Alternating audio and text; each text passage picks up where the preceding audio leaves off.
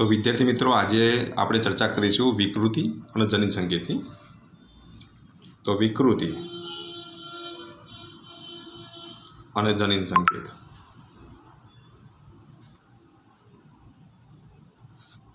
વિકૃતિ અને જનિત સંકેત। તો જો જનીન અને ડીએનએ વચ્ચેનો જે પરસ્પર સંબંધો દ્વારા આપણે એને સરળતાથી આપણે સમજી શકીએ। તો વિકૃતિ ક્યારે આવે? તો જ્યારે પણ પ્રોટીનનું જ્યારે સંશ્લેષણ થતું હોય અને પ્રોટીનના સંશ્લેષણ દરમિયાન આપણે જે જનીન સંકેતોનો જે આપણે ઉપયોગ કર્યો એ જનીન સંકેતોની અંદર જ્યારે કોઈપણ જાતનો ફેરફાર થવાના લીધે પ્રોટીન સંશ્લેષણનું કામ પરફેક્ટલી થતું ના હોય અને જ્યારે પ્રોટીન સંશ્લેષણનું કામ પરફેક્ટલી ના થતું હોય ત્યારે આવી વિકૃતિ તમને જોવા મળે। કદાચ તમે એવા ઘણા બધા જો કેસ જોયા હશે કે આનુવંશિક જે ખામીઓ જે જોવા મળતી હોય, બરાબર, એ આનુવંશિક ખામીઓ શાના લીધે ઉદ્ભવતી હોય? તો આવી વિકૃતિના લીધે આનુવંશિક વિકૃતિના લીધે ઉદ્ભવતી હોય। જનીન સંકેત બરાબર જતો ના હોય, પર્ટિક્યુલર એ પ્રોટીનનું સંશ્લેષણ થતું ના હોય, તો પછી આવી ખામીઓ જોવા મળતી હોય છે, બરાબર। આનુવંશિક ખામીની અંદર અમુક લોકોને કિડનીની ખામી હોય, તો જો પપ્પાને કિડનીની ખામી હોય અને જો જનીનની અંદર જ જો એને કિડનીની ખામી જો હોય તો પછી એના બાળકની અંદર પણ તમને શું જોવા મળશે? તો કિડનીમાં ખામી જોવા મળશે। તો પર્ટિક્યુલરલી એ પ્રોટીનનું સંશ્લેષણ ન થવાના લીધે આવી ખામી જોવા મળતી હોય છે। તો આવી ખામીને આપણે કેવી ખામી કહીશું? તો વિકૃતિના લીધે, જનીન સંકેતમાં આવતી વિકૃતિના લીધે થતી ખામી કહેવાય।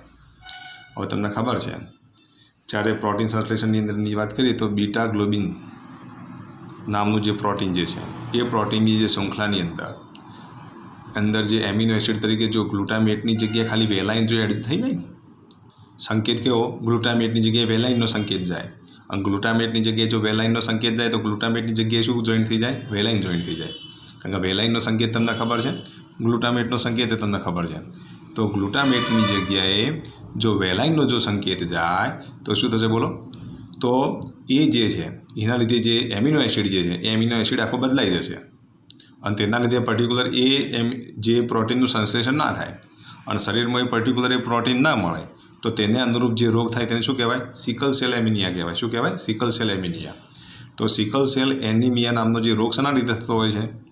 તો જ્યારે બીટા ગ્લોબિન શૃંખલા નામની જે પ્રોટીનની જે શૃંખલા જે છે એ શૃંખલાની અંદર પ્રોટીનનો જે ક્રમ જે છે એ ક્રમની અંદર કયા ક્રમમાં?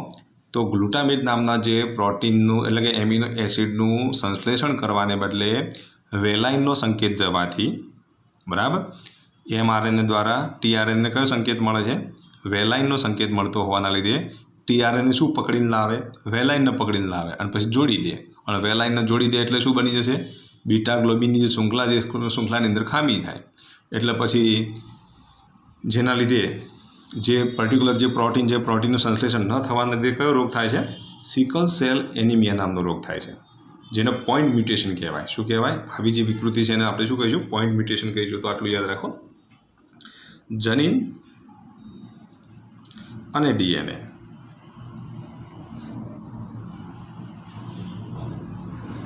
વચ્ચેના પરસ્પર સંબંધો।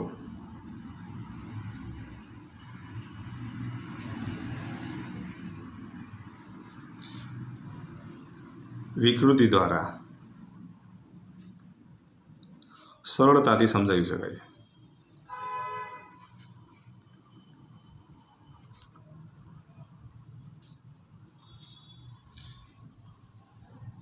જ્યારે ડીએનએ ખંડમાં લોપ થાય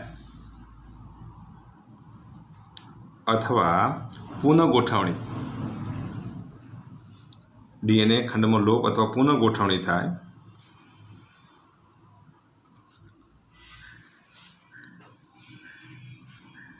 થવાની અસરના લીધે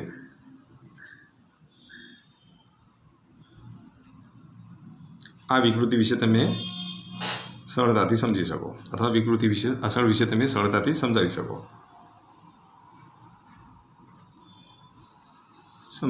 છો।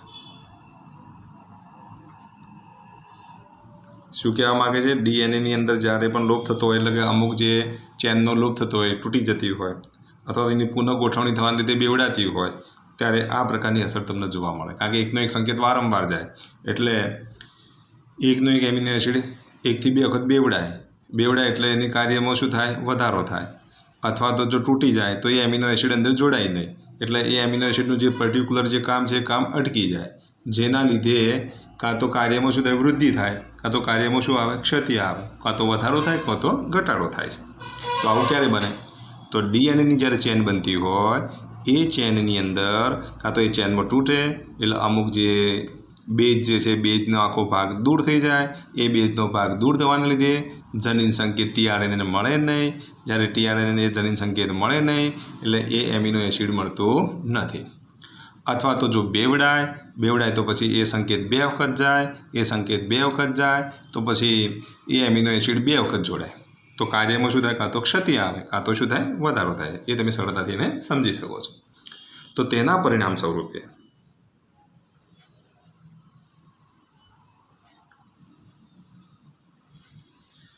જનીનના કાર્યમાં ક્ષતિ અથવા વધારો થાય છે.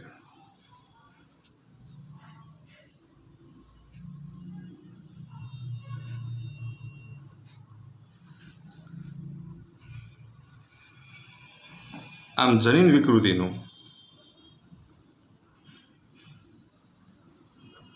એટલે કે આપણે જો કહીએ તો પોઈન્ટ મ્યુટેશન,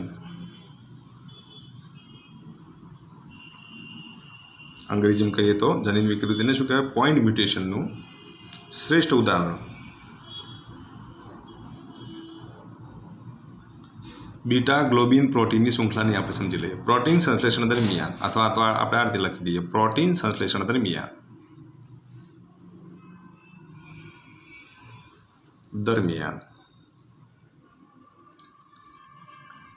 બીટા ગ્લોબિન શૃંખલા, પ્રોટીનની શૃંખલા કહીએ તો beta globin protein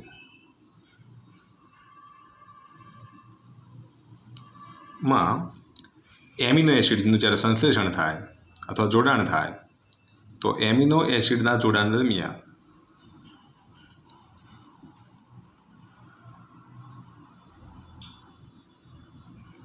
glutamic amino એસિડને બદલે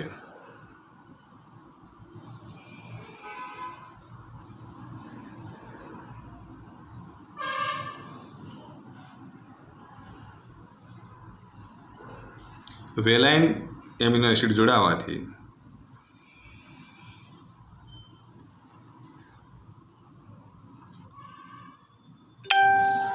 આવી ખામી ઉદ્ભવે છે. વેલાઇન એમિનો એસિડ જોડાવાથી થતો રોગ સિકલ સેલ એનિમિયા છે.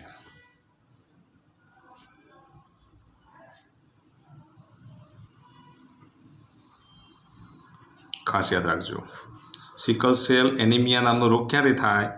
તો એમિનો એસિડ કયા? ગ્લુટામેટની જગ્યાએ વેલાઇન એમિનો એસિડ જોડાય ત્યારે આ પ્રકારનો રોગ જોવા મળે છે.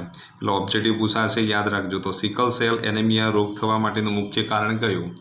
તો કયું? બીટા ગ્લોબિન શૃંખલા. કઈ શૃંખલા? બીટા ગ્લોબિન એ પ્રોટીનની શૃંખલા છે. આ પ્રોટીનની શૃંખલામાં શું થશે બોલો? ગ્લુટામેટની જગ્યાએ શું જોડાય? વેલાઇન જોડાય. અને ગ્લુટામેટની જગ્યાએ જ્યારે વેલાઇન જોડાય ત્યારે જે રોગ ઉત્પન્ન થાય, કયો રોગ ઉત્પન્ન થાય છે? તો સિકલ સેલ એનિમિયા નામનો રોગ ઉત્પન્ન થાય છે. અને આ કેવો રોગ કહેવાય? તો આનુવંશિક રોગ કહેવાય. કેવો રોગ કહેવાય? આનુવંશિક રોગ, જનનિક રોગ કહેવાય. તો કયો રોગ થશે? સિકલ સેલ એનિમિયા નામનો રોગ થાય. સિકલ સેલ એનિમિયા નામના રોગમાં શું થશે? જે શું કહેવાય? રક્તકણો જે છે ને એ ગોળાકારની જગ્યાએ કેવા બની જાય બોલો? તો પાંખિયા આકારના બની જાય. કેવા બની જશે? આમ ભાલા આકાર જેવા બનશે. કેવા બનશે? ભાલા આકારના બને છે. આવા રોગના આપણે કયો રોગ કહીશું? સિકલ સેલ એનિમિયા નામનો રોગ કહેવામાં આવે છે. તો આટલું યાદ રાખવાનું. ગ્લુટામિક એસિડની જગ્યાએ શું જોડાઈ જાય છે? વેલાઇન જોડાઈ જાય છે. અને વેલાઇન જોડાવાના લીધે ગ્લુટામેટ એસિડ, આખું નામ જો લખીએ ને તો ગ્લુટામેટ એસિડ, એટલે ગ્લુટામેટની જગ્યાએ શું જોડાઈ જાય? વેલાઇન જોડાવાના લીધે આવો રોગ થાય છે. એનો મતલબ એ થયો, ગ્લુટામેટનો સંકેત જો લઈએ તો ગ્લુટામેટ એસિડ માટે તો સંકેત GAG, બરાબર. એમઆરએનની અંદર GAGને બદલે શું ના સ્થાને શું આવી જાય? GUG આવી જાય. GAG કોનો સંકેત છે બોલો? તો આ છે ગ્લુટામેટ એસિડનો સંકેત છે. અને GUG એ શેનો સંકેત છે? તો વેલાઇનનો સંકેત છે. માત્ર ફેરફાર કેટલો થઈ ગયો અહીંયા? એની જગ્યાએ યુ જોડાઈ જાય, એને બદલે જો અહીંયા યુ આવી જાય, આટલી ક્ષતિના લીધે શું જોડાઈ જશે પછી? આ ખરેખર GAG સંકેત કોના માટેનો છે? તો ગ્લુટામિક એસિડ માટેનો છે. જ્યારે ગ્લુટામિક એસિડની જગ્યાએ જ્યારે GUG જોડાય એટલે શું થઈ જશે બોલો? અહીંયા વેલાઇન જોડાઈ જાય, અને વેલાઇન જોડાય તો શું થશે બોલો? આ રક્તકણો આવા કેવા હોય? તો ગોળાકાર હોય. એની જગ્યાએ આવા રક્તકણો થઈ જશે. તો આવો જે રોગ જે છે ને સિકલ સેલ એનિમિયા કહેવાય. શું કહેવાય? સિકલ સેલ એનિમિયા કહે છે. તો આવો રોગ તમને જોવા મળશે. સિકલ સેલ એટલે યાદ રાખવાનું, સિકલ સેલ એટલે શું કહેવાય? દાંતરડાના આકારના બની જશે. જે છે ને આ ગોળાકાર હોવાને બદલે આમ તો કેવા હોય? અંતર્ગોળ આકારના હોય ને. રક્તકણો કેવા હોય? તો અંતર્ગોળ આકારના હોય, આમ ખાડો હોય છે, બરાબર. એની જગ્યાએ કેવા આકારના બની જશે? આમ દાંતરડા. સિકલ સેલ એટલે સિકલ એટલે દાંતરડા, દાંતરડાના આકારના બની જશે. તો આવો જે રોગ જોવા મળે છે એ જનીન વિકૃતિના લીધે જોવા મળે છે. જો આપણે સમજી લઈએ, જો અહીંયા ધ્યાન આપજો, તો આ સામાન્ય હિમોગ્લોબિનના અણુઓ છે, એટલે કે શું? રક્તકણો છે. જ્યારે મેસેન્જર RNAની અંદર ખરેખર GAG સંકેત હોય ને, તો ગ્લુટામિક એસિડ અહીંયા જુઓ, આ આખી ચેન છે, શની?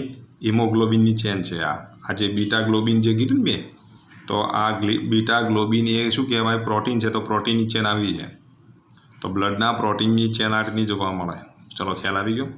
ખાલી આ GAG સંકેતની જગ્યાએ મેસેન્જર RNA કયું સંકેત મોકલે? ખાલી GUG મોકલે છે. ખાલી એની જગ્યાએ ખાલી માત્ર એકલો યુ થઈ ગયો. એટલે અહીંયા જો આ જે ગ્લુટામિક એસિડ જે છે એની જગ્યાએ વેલાઇન જોડાઈ ગયું. બાકી બધી ચેન એની જ છે. જુઓ, ચેનમાં કોઈ ફરક પડતો નથી. આ છઠ્ઠા ક્રમે જે જોડાય છે ને એ ગ્લુટામેટની જગ્યાએ શું જોડાઈ ગયું? વેલાઇન જોડાઈ ગયું. આગળની ચેનમાં કોઈ ફેરફાર થતો નથી. ખાલી માત્ર અહીંયા વચ્ચે અહીંયા ફેરફાર થઈ ગયો. અને આ ફેરફાર થવાના લીધે આખા જે રક્તકણો છે આખા કેવા આકારના થઈ ગયા? દાંતરડા આકારના થઈ ગયા. તો આવો જે રોગ જે છે એ જનીન વિકૃતિના લીધે જોવા મળે છે. અને આવો જે રોગ જે છે જનીન વિકૃતિના લીધે જોવા મળે છે, તો આને કયો રોગ કહેવાય? Sickle cell anaemia. કારણ કે આ આકાર કેવો છે? દાંતરડા જેવો છે, માટેને આપણે શું કહીશું? સિકલ સેલ એનિમિયા કહીશું. તો આવો રોગ જનીન વિકૃતિના લીધે જોવા મળે છે. તો બીટા ગ્લોબિન શૃંખલા, કીધું ને, બીટા ગ્લોબિન શૃંખલા એ હિમોગ્લોબિનની શૃંખલા છે. હિમોગ્લોબિન માટેની શૃંખલા છે, એનું પ્રોટીન છે. આ હિમોગ્લોબિનના પ્રોટીનની અંદર માત્ર ખાલી આટલો ફેરફાર થવાના લીધે એની જગ્યાએ યુ આવી જવાથી રક્તકણો જે જે ગોળાકાર જે છે, બરાબર, એની જગ્યાએ કેવા બની જાય છે? દાંતરડા આકારના બની જાય છે. તો તેને આપણે સિકલ સેલ એનિમિયા કહીશું. ચલો ખ્યાલ આવી ગયો. તો આમ જનીન વિકૃતિ થતો રોગ સિકલ સેલ એનિમિયા છે. જો આપણે એક એક્ઝામ્પલ તરીકે જો સમજીએ તો જનીન સંકેત માટે બુકની અંદર જે એક્ઝામ્પલ આપ્યું છે એની જ આપણે વાત કરીએ. તો એક એક્ઝામ્પલ આપે, જો તમને એક ઇંગ્લિશનું વાક્ય આપ્યું છે અને એ વાક્ય પરથી તમને ખબર પડી જશે. તો એક્ઝામ્પલ આ રીતે આપેલું છે: જનીન સંકેતની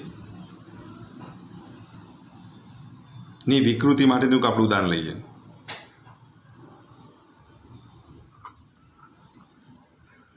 તો આવું એક વાક્ય આપ્યું: રામ હેઝ રેડ કેપ. આ રીતનું છે. રામ પાસે લાલ કલરની ટોપી છે. બસ આવો સંકેત છે. એટલે રેડ કેપ જ લેવાની થાય, બરાબર. હવે એના માટે અહીંયા ધારો કે તમને કેપ આપી દીધી હોય, ધારો કે આવો એક સંકેત મોકલ્યો, મેસેન્જર RNA દ્વારા આપણે એક સંકેત મોકલીએ, બરાબર. અને ધારો કે અહીંયા કેપ છે, રામ પાસે કેપો ઘણી બધી છે, બરાબર. તો પર્ટિક્યુલર કઈ કેપ પસંદ થાય? ધારો કે એક ટોપી છે, એ રેડ કલરની છે, બીજી એક યલો કલરની ટોપી છે. આ બધી ટોપીઓ સમજી લેજો. આ એક યલો કલરની ટોપી છે, એક રેડ કલરની ટોપી છે, અથવા તો હું આ રીતે લખું: આ એક ટોપી છે, એક યલો કલરની છે, બીજી એક રેડ કલરની ટોપી છે, બીજી એક મોટી રેડ કલરની ટોપી છે, બરાબર. ત્યાર પછી અહીંયા આપણે ગ્રીન કલરની ટોપી લઈએ. આવી ઘણી બધી ટોપીઓ છે.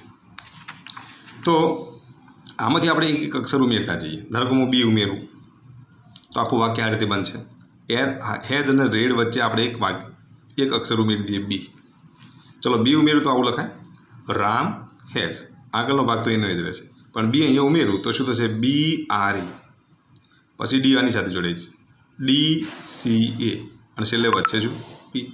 તો આ તો વિધાન કંઈ કશું આપણને કહેવા જ માગતું નથી. તો આ એની શું કહેવાય? વિકૃતિ કહેવાય. હું બી અને આઈ બે અક્ષર ઉમેરું તો આ રીતે લખાય: રામ પછી હેઝ, BIREDCAP. અને જી ઉમેરી દઉં તો રામ હેઝ BIGRADCAP. તો રામ હેઝ રેડ કેપ, તો ખાલી એક રેડ કેપ હતી, તો એની જગ્યાએ જો Ram has big red cap, તો એમાંથી કઈ રેડ કેપ પસંદ કરશે? તો જે TRNA જે છે એ મોટી જે રેડ કેપ હશે એ જ પસંદ કરશે. રેડ કેપ તો ઘણી બધી હતી, બરાબર. આ સંકેત એવું કહેવા માગે છે કે રામ પાસે માત્ર રેડ કેપ જ છે, પરંતુ આ જે નવો સંકેત જે મળ્યો એ સંકેત શું કરશે? રામ પાસે મોટી રેડ કેપ છે. તો આનો મતલબ બદલાઈ જાય છે. એટલે પછી આજુબાજુના જે ભાગ જે આજુબાજુથી એ કઈ કેપ પસંદ કરશે? પછી મોટી રેડ કેપ પસંદ કરે. હવે એ જ રીતે ધારો કે આપણે એક અક્ષર આમાંથી દૂર કરી દઈએ, એક અક્ષર દૂર કરીએ તો શું થશે બોલો? રામ, પછી હેઝ તો આપણે એને જ રાખીએ, આર દૂર કરી દઉં તો ADCAP, પછી રામ. આ મિનિંગલેસ વાક્ય થયું, બરાબર. હેઝ ધારો કે હું દૂર કરું, ઈ દૂર કરી દઉં તો DCA અને પછી P, અને ડી એ દૂર કરી દઈએ તો શું થશે? Ram has CAP cap. તો રામ હેઝ કેપ, તો કેપ ગમે તે કલરની હોઈ શકે, યલો હોઈ શકે, રેડ હોઈ શકે, ગ્રીન હોઈ શકે, બિગ રેડ હોઈ શકે, બરાબર. તો ગમે તે રેડ કેપ હોઈ શકે. તો TRNA જે છે આમાંથી કોઈ પણ કેપ એ પસંદ કરી શકે. પહેલાં TRNA ખાલી માત્ર રેડ કેપ જ પસંદ કરતું હતું, હવે અહીંયા જો લખીએ તો એ બિગ રેડ કેપ જ પસંદ કરે. ત્યારે આમાં જો વિચારીએ તો ગમે તે કેપ પસંદ કરી શકે છે. તો આમ એક બેઝ ઉમેરાવાથી, બરાબર, એક બેઝ ઉમેરાવાથી અથવા તો દૂર થવાના લીધે જેની કાર્ય કરવાની જે છે ક્ષતિ એ શું થશે? કાર્ય કરવાની શું થશે બોલો? કાર્યમાં ક્ષતિ આવે અથવા તો કાર્યમાં શું થાય છે? વધારો થાય છે. તો આને આપણે જનિત વિકૃતિ કહીશું. શું કહીશું? જનિત વિકૃતિ કહીશું. તો રીડિંગ ફ્રેમમાં અહીંયા શું આવી જાય છે? પરિવર્તન આવી જાય છે. રીડિંગ ફ્રેમમાં શું આવે છે? પરિવર્તન આવે છે. તો આ ખાસ યાદ રાખવાનું. તો અહીંયા આપણે કહી શકીએ કે આગળની જે ભાગ જે છે, આગળનો જે રામ હેઝ, અહીંયા પણ રામ હેઝ, આ આગળનો ભાગ એનો એ જ રહે છે.